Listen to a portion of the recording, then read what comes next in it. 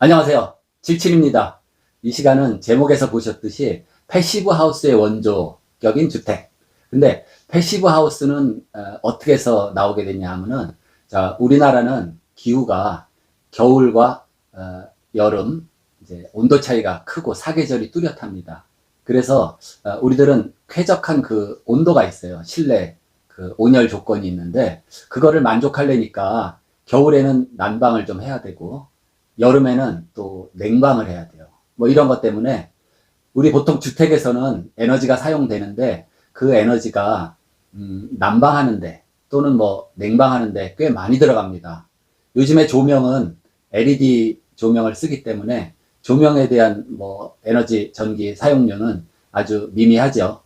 그 다음에 취사는 뭐 전기로 하던 가스레인지를 쓰던 취사하는데 좀 쓰이고, 그리고 이제 가전제품들 뭐 냉장고 그런 거, 세탁기 이런 데서 전기를 좀 쓰게 돼요. 패시브 하우스는 고도의 단열을 합니다. 단열재를 일반 뭐 법 우리나라 규정한 거, 우리나라도 부위별 그 단열 기준이 있어요. 그래서 그 조건을 맞춰줘야 됩니다. 근데 그거보다도 한 2배, 3배 무지무지한 단열을 하게 돼요. 왜 단열을 해요? 단열을 하는 거는 외부 온도하고 실내 온도가 차이가 나기 때문에 열이 이동하는 것을 막는 겁니다. 그게 단열이죠. 바깥 온도하고 실내 온도가 같아요. 그러면 열이 이동을 안 합니다. 그리고 단열을 할 필요가 없어요. 그래서 패시브 하우스는 아주 고도의 단열을 한다. 그리고 실내 공기 또 바깥 공기가 이렇게 틈새 바람으로 왔다 갔다 하지 못하게 고도의 그 기밀성을 요합니다. 밀봉을 한다는 거죠. 밀봉. 그 밀봉을 하다 보니까 공기 환기가 안 되죠. 환기. 그래서 환기는 해줘야 되는데, 환기를 하면은 바깥 공기하고 실내 공기가 들어오면 어떻게 돼요? 겨울철 같은 경우에 찬 공기가 들어오고 실내 따뜻한 공기가 나가게 되죠. 그래서 열 교환기라는 장치를 써서 환기를 하게 돼요. 근데 열 교환기에 뭐 필터도 들어가고 동력도 들어가고 그러다 보니까 또 팬이 있죠. 팬 모터가 그 바람개비 팬을 돌려주는데 거기서 또 소음이 좀 나요. 그래서 소음 때문에 아예 그걸 꺼버리고 안 쓰는 경우도 많습니다. 그리고 고성능 창호, 이 창호에서 열 손실이 많거든요. 아무래도 일반 벽체는 단열을 뭐 두껍게 해서 단열을 할 수 있지만은 창은 좀 취약해요. 그래서 기본적으로 3중 유리 3페어 그래스를 쓰고 그 안에 또 특수한 가스도 넣고 또 로이 유리라 그래가지고 유리에 코팅을 해요. 그래서 복사열 같은 거를 반사시키고 뭐 그런 특수한 유리를 쓰게 됩니다. 그래서 창이나 문을 굉장히 이 고급 사양 단열이 잘 되는 걸 쓰고, 또 하나는 부위별 그 열교라는 게 있어요. 히트 브릿지, 콜드 브릿지. 그래서 어떤 부위는 단열이 안 되는 수가 있어요. 벽하고 바닥이 만나는 이런 부분 주변이라든지, 그런데 단열이 안 돼서 그 열이 마치 다리로 막 건너가잖아요. 차량이고 사람이고 그런 열의 이동 통로가 되는 그 브릿지, 히트 브릿지를 없애주는 그러한 디테일한 그런 시공과 설계가 필요하다. 이게 패시브 하우스입니다. 그래도 에너지가 조금은 필요하겠죠. 그러면은 그거를 신재생 에너지, 뭐 태양광이라든지 지열, 뭐 풍력 이런 에너지를 이용해서 그거를 보충을 해주면 아예 에너지 소비, 화석 연료를 전혀 필요하지 않는 그러한 주택이 될 수가 있어요. 그런 거를 제로 에너지 하우스라고 그러는데, 그래서 이런 패시브 하우스 같은 경우는 다 좋은데 굉장히 말하자면 공사비가 많이 들어가게 됩니다. 집 질 때 돈이 굉장히 많이 들어가요. 그러면은 또 다른 방법은 없을까? 네, 그 제안 하나가 말하자면 땅굴집입니다. 지하주택. 지난 시간 영상에서 제가 그 재난 대비 벙커에 대한 그런 내용이 있었는데 요거랑 좀 유사하죠. 땅속으로 들어가는 거 마찬가지입니다. 그림에서 보듯이 이 지형적인 조건은 약간 경사지가 좋아요. 경사지에 땅을 좀 파고 또 구조로, 건축 구조로는 목조 같은 건 좀 곤란하겠죠. 또 조적조 같은 경우는 토합을 받기 때문에 횡력에 약하기 때문에 조적조도 곤란합니다. 그러니까 철근 콘크리트조로 지하에 커다랗게 만들어요. 그리고 흙을 덮어서 이 집 전체가 땅속으로 들어가는 겁니다. 그럴 때 문제가 뭔가요? 이 채광이라든지 환기, 통풍 이런 것들이 좀 문제가 될 수 있습니다. 근데 이렇게 땅속으로 집이 들어가면은 좋은 점은 뭐냐? 보통 지하실, 지하실 온도가 약 15도 정도 됩니다. 우리가 보통 이제 땅굴 같은 거 대략 온도가 15도 내외예요.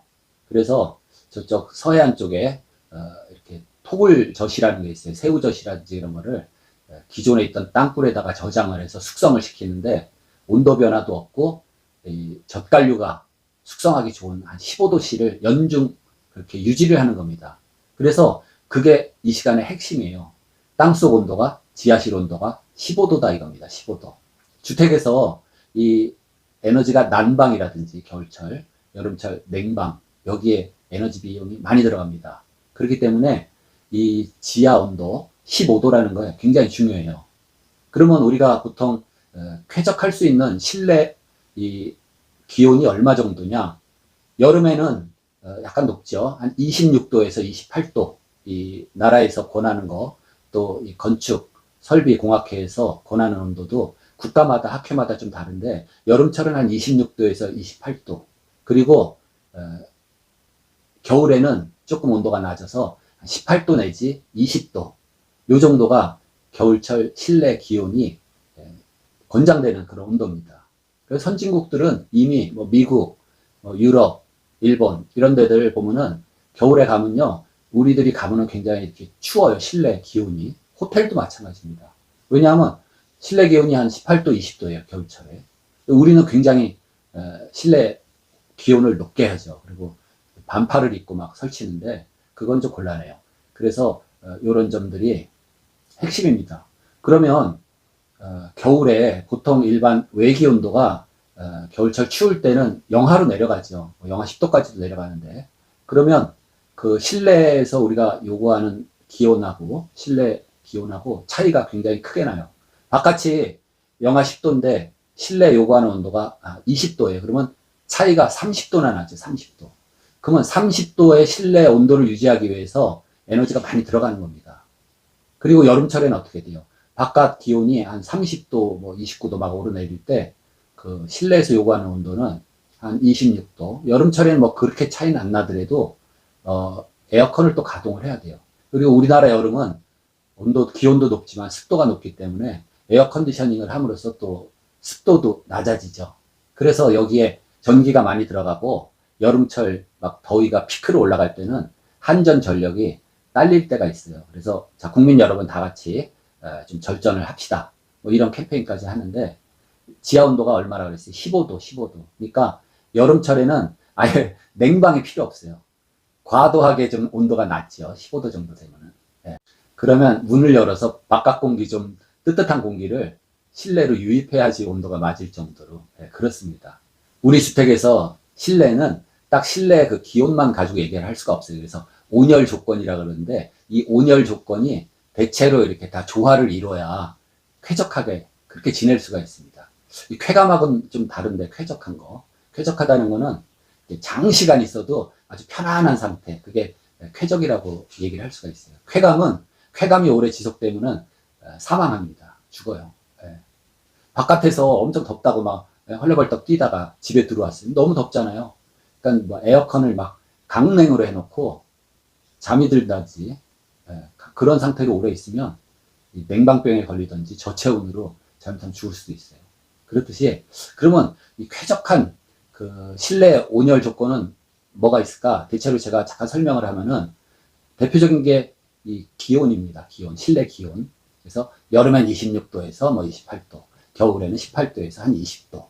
이 기온이 중요하고 그리고 우리 공기의 온도 이외에 이 주벽, 천장 이런 데서 복사열이 발생을 해요. 복사열이라는 건 뭐냐면은 내 이 채표면 온도하고 벽의 온도하고 차이가 날 때 거기서 이 열이 빛과 같이 파장으로 이렇게 뺏기든지 또 뜨거운 열을 받는다든지 이런 빛과 같이 복사열로 작용하는 게 그 복사 온도입니다. 그 주벽의 온도라고 말해요. 벽의 온도. 그게 중요합니다. 근데 실내 기온은 적정 온도예요. 겨울철 20도인데 벽의 온도가 차가워요. 단열이 잘 안 돼가지고. 그래서 벽의 온도는 뭐 5도씨다. 이 온도계를 재니까 20도인데 벽의 온도는 5도예요. 그러면 냉기를 느낀다 그러죠. 그래서 추운 냉자, 이 기가 웨이브입니다. 이 파장, 복사. 웨이브. 그 냉기를 느껴요.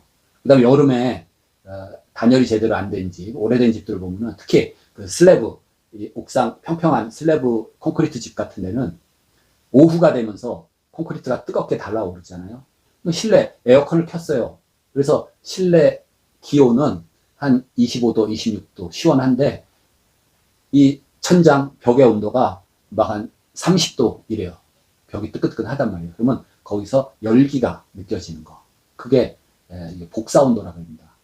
그러면 기온은 그냥 건고 온도계라고 그러죠. 온도계를 재면 돼요.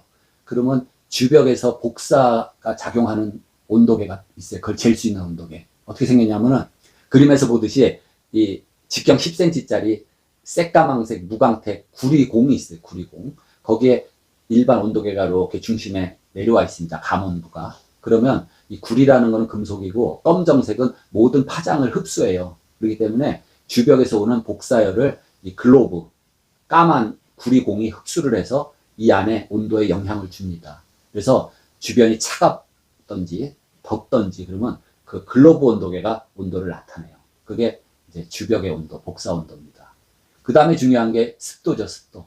습도는 뭐 이 습도에 대한 얘기를 하려 그러면 이게 결로하고도 관계되고 여러 가지 얘기가 길어지는데 어쨌든 이 습도라는 거는 상대 습도라는 걸 쓰는데 그거는 뭐냐면은 온도에 따른 수증기량, 예, 그냥 절대 이 안에 있는 절대 수증기량을 가지고 따지는 게 아니라 온도에 따른 수증기량입니다. 같은 수증기가 있어도 온도가 이렇게 높을 때는 습도가 낮게 나와요. 상대 습도가.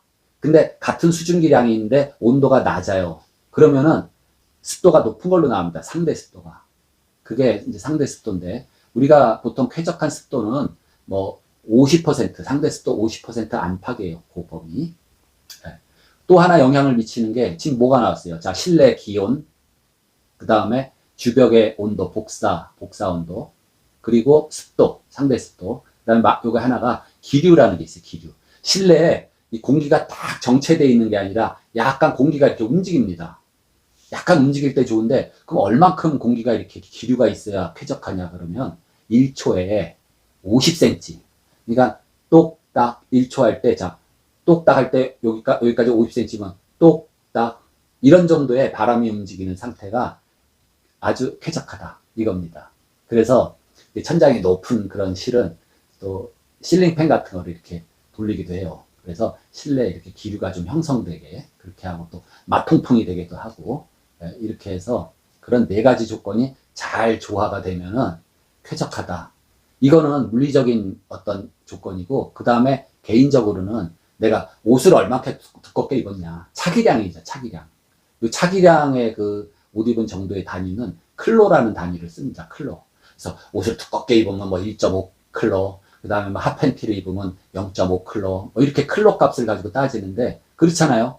실내 여러 가지 적정 온도가 있는데 나 혼자 옷을 많이 입었어요. 스웨터도 입고 막 다 뜨뜻하게 입었어요. 내복도 입고. 그러면은 실내 기온이 더 낮아도 되죠. 당연히 그래요. 근데 같은 실내 기온에서 뭐 이렇게 얇은 옷을 하나만 입고 있어요. 그러면 또 추위를 느낄 수가 있어요. 그러니까 에너지 절약을 하기 위해서는 겨울철 같은 경우는 실내 기온을 좀 낮추고 차기량, 옷 입은 양으로 좀 조절을 하는 겁니다.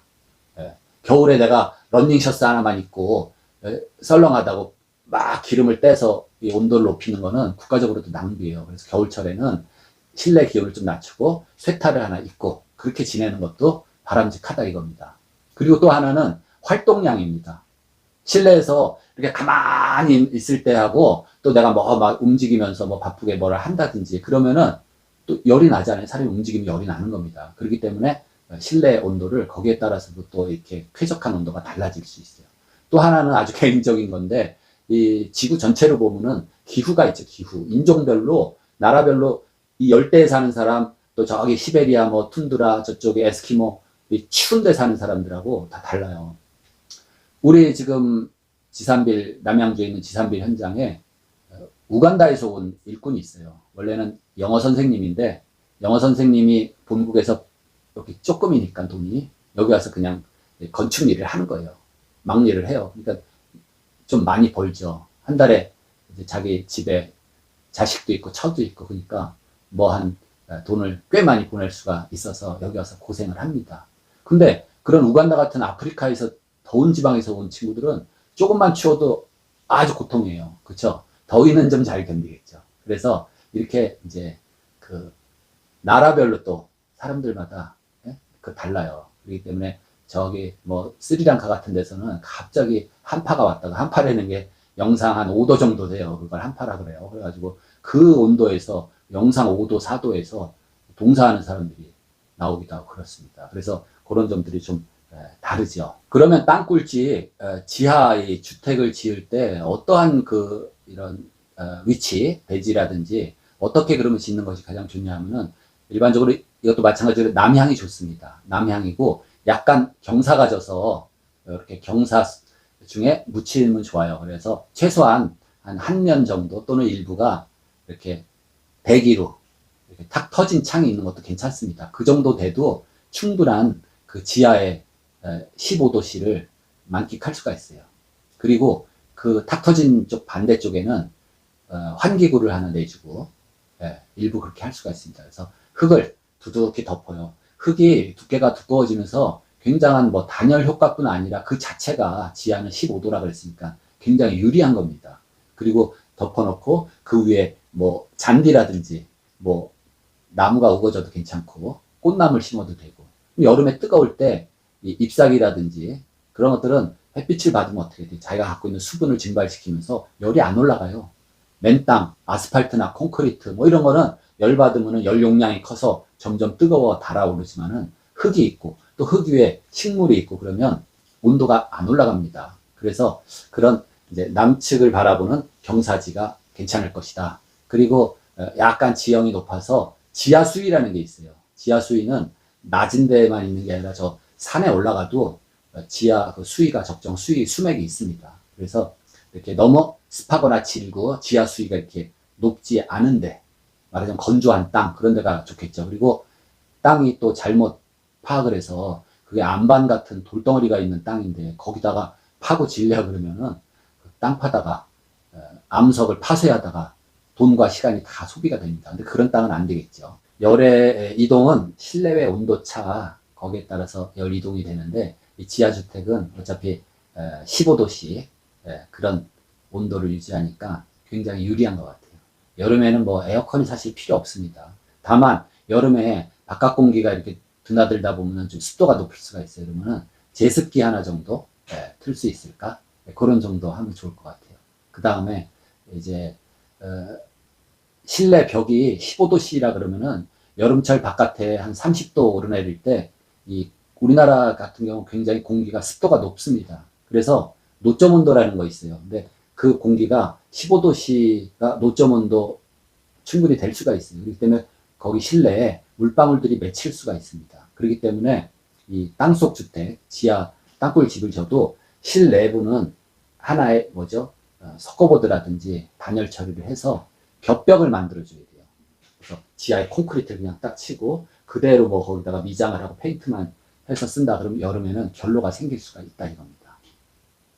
결로 방지에 대해서는 지난 영상들 보시면 되고 그래서 오늘은 내가 혹시 경사지를 가지고 있다 또는 내가 좀 특별하게 이런 어떻게 땅굴집 같은 걸 한번 지어보고 싶다 할 때는 이 약간 경사진 땅을 한번 눈여겨보시기 바랍니다. 그런 데다 지으면 좋을 것 같아요.